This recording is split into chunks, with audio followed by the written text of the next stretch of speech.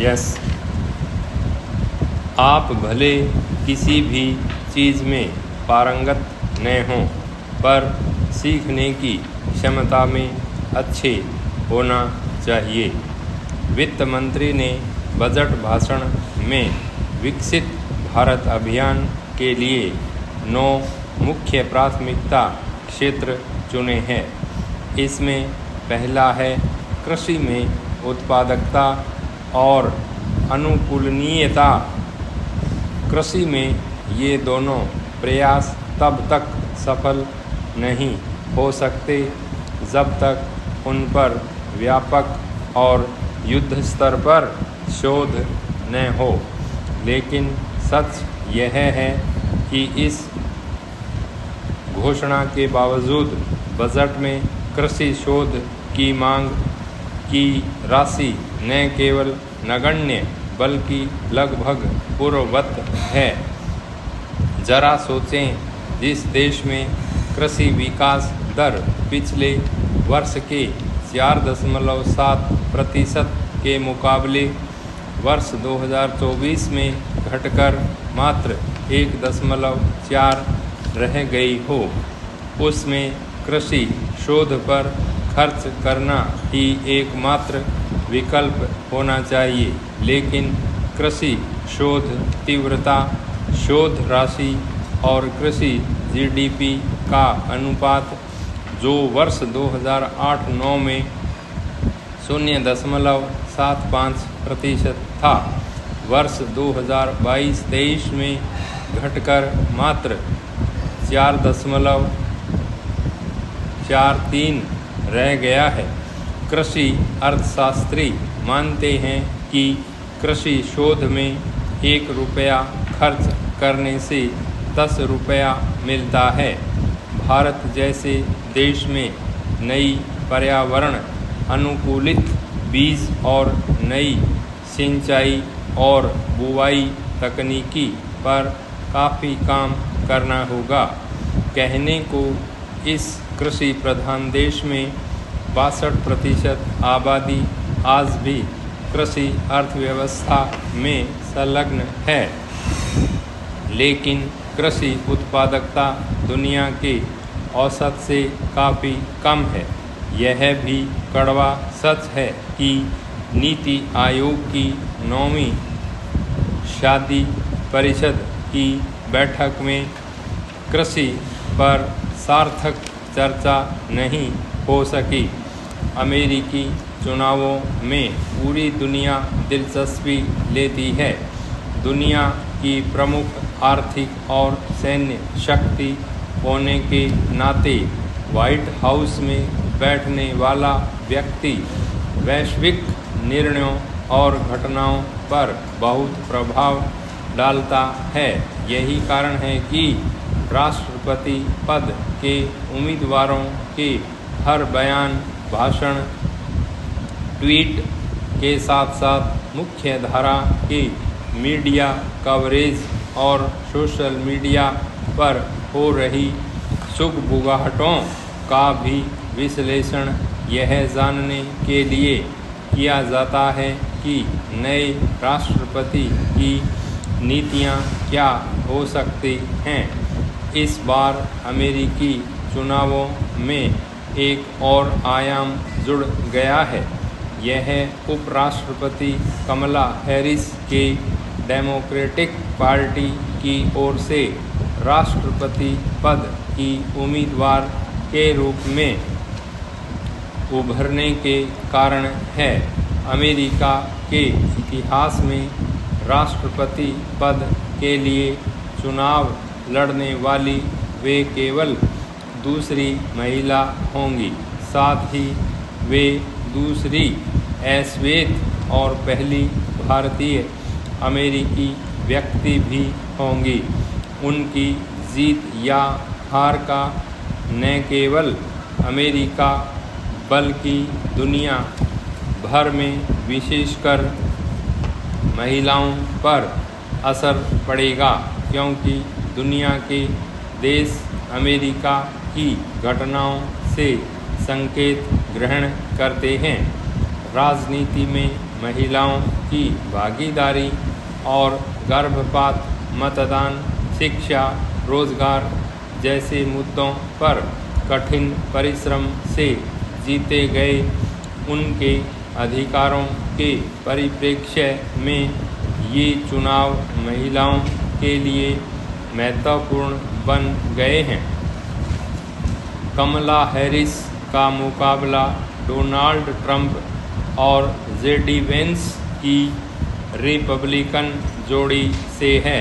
दोनों को राजनीतिक बयानबाजी को चरम पर ले जाने में कोई हिचक नहीं है और दोनों ही महिलाओं के मुद्दों पर रूढ़िवादी नीतियों का समर्थन करने के लिए जाने जाते हैं।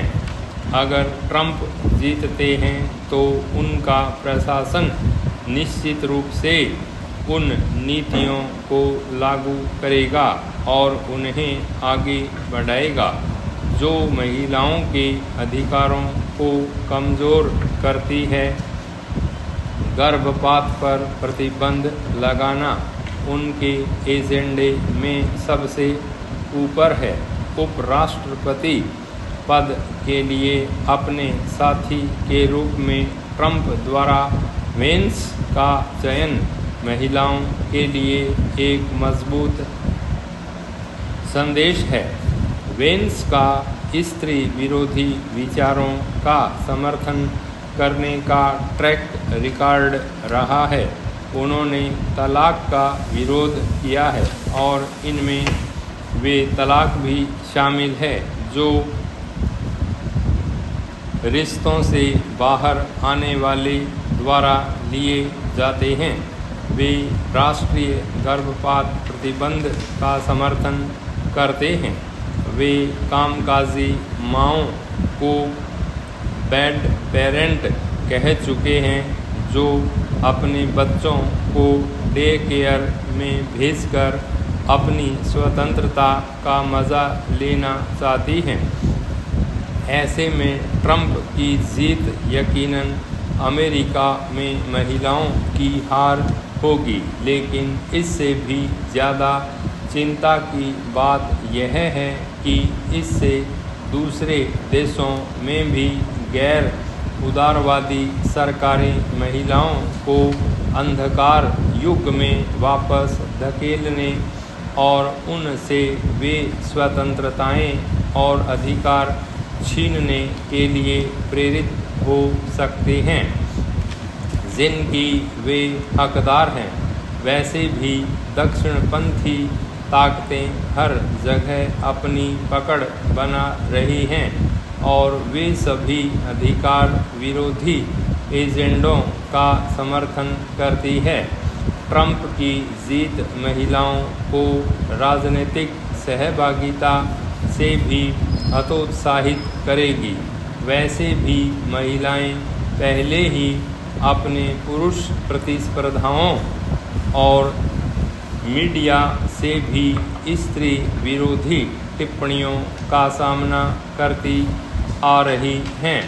कमला हैरिस पर किए गए केवल 2 प्रहारों पर विचार करें। एक वेंस द्वारा किया गया है जिन्होंने उनकी निसंतान होने पर कटाक्ष किया था।